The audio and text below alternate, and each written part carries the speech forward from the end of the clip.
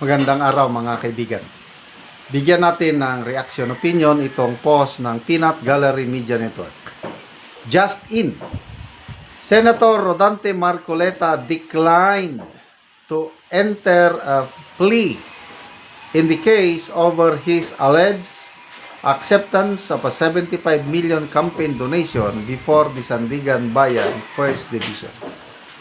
The anti-graft court then entered a not guilty plea on his behalf.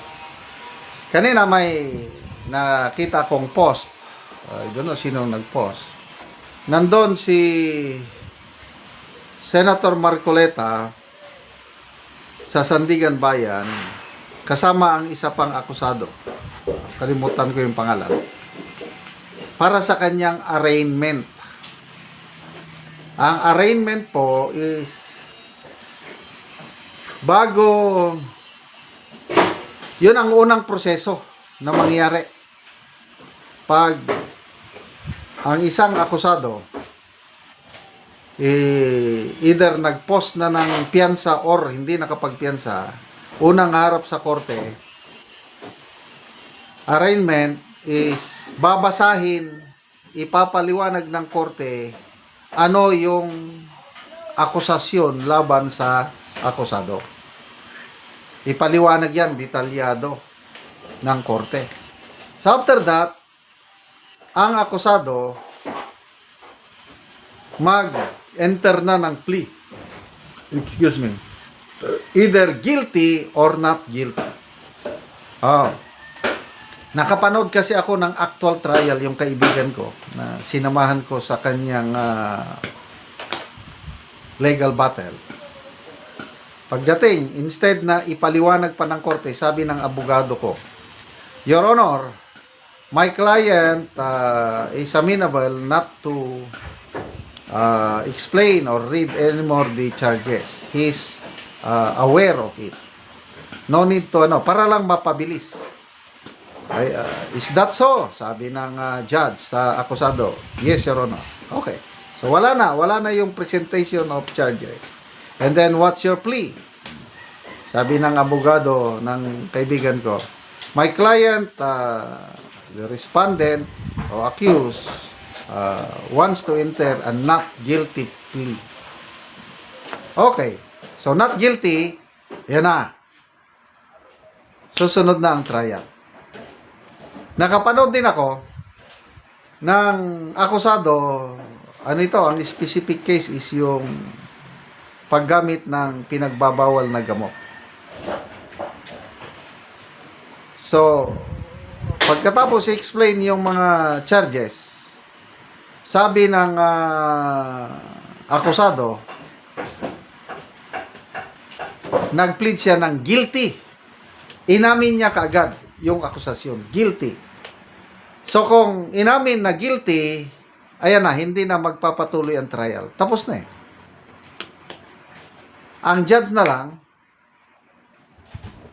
pipili na siya ng mas magaan na parusa. Ganon ang advantage ng mga mag-plead guilty. Paparusahan ka, kailang yung pinaka-minimum na parusa. So, dito kay Senator Marcoleta, he refused. Pwede pala yan. So, what happens na ngayon na nag-refuse siya, ayaw niyang mag-enter ng guilty or not guilty. Pwede ba yun? Yes, pwede. Karapatan yan ng isang akusado. So, kung nag-refuse siya na mag-enter ng plea, will it stop the trial? No. Tuloy pa rin ang trial. Kaya nga ang korte na mismo, yung clerk of court, ang nag-enter na ng not guilty plea. Ang alam ko, ang next stage na yan is pre-trial. Ano yung pag-usapan sa pre-trial? Yung ilang witnesses ang iprepresenta ng prosecution. Tapos, anong mga petsa? Pag-uusapan na yan. Ang korte, meron na siyang, okay, are you amenable to this? Example, itong kay Senator Marcoleta is sabi ng prosecution, magpre-present sila ng 6 witnesses. Plus, mag-reserve pa ng 2. And then, anong petsa? Yan, pag-uusapan na yan. Then, ang defense naman, sasabihin, we will present 5 witnesses. Plus, reserve ang 2. Petsa, yan. So, sa pre-trial, napapag-usapan na kung gaano katagal. Yan po ang proseso sa ating mga korte. Kung maalala nyo, kay BP Sara, nagkaroon din ng pre-trial bago napunta sa trial proper. So, ngayon, i-relate natin ito kay ex-Senator Bong Revilla kasi nagsimula na yung trial eh. Later on, biglang pumayag kasi habang patuloy na ng trial, malalaman na ng judge gaano kalakas yung ebidensya na pre-present ng prosecution. Siguro, ito, opinion ko na lang ito. Habang nagpapatuloy na ang trial ni Senator Revilla, nakita ng judge na mahina. Kaya dahil mahina ang ebidensya, yun na, ang defense ni mga abogado ni nagmanifest sila siguro na kung pwede, i-grant ang bail. Kasi mahina yung ebidensya at pumayag naman ang korte. Kaya nakalabas ngayon si Senator Bong Revilla. So, sabi ni Attorney Mike Operario, yung precedent daw na yun, posible na mahina nga ang kaso mahina nga ang ebidensya ng ombudsman. So baka ganyan din ang mangyari kay Senator Jingo Estrada and hopefully ganyan din ang mangyari kay Senator Marcoleta. Baka sa kalaunan ay pagbibigyan din sila ng korte na mag-post ng bail. Sana nga. Para kahit gaano katagal ang paglilitis, at least malaya si Senator Jinggoy Marcoleta at ex-Congressman Mike Defensa. Salamat mga kaibigan sa inyong pagsubaybay sa channel ito. Nakakatulong kayo ng malaki sa tribong Talandig ng Bukidnon dahil ang income natin sa channel na ito is pantulong sa tribo. Namimigay tayo ng libreng yero at pako para makapagpatayo sila ng mas maayos na tirahan. Panoorin nyo ang video nito.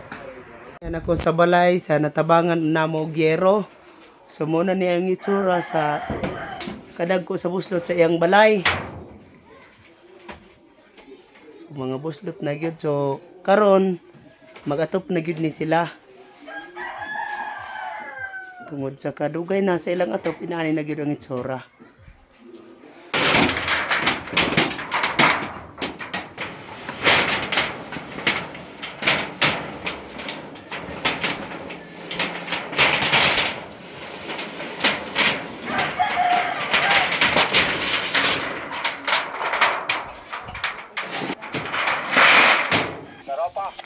Karon mo na ni ang hero nga mong gihatag nga ilang iatop karon.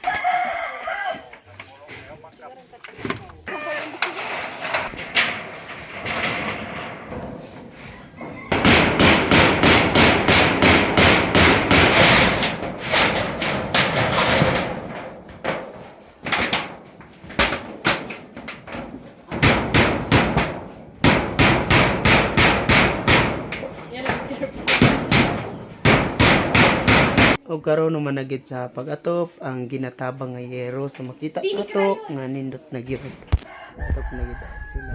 Salamat sa nagtabang sa sin sa paghatag sa Ginoo sa usa ka tawo na pinaagi nga akong dili na gid maulanan.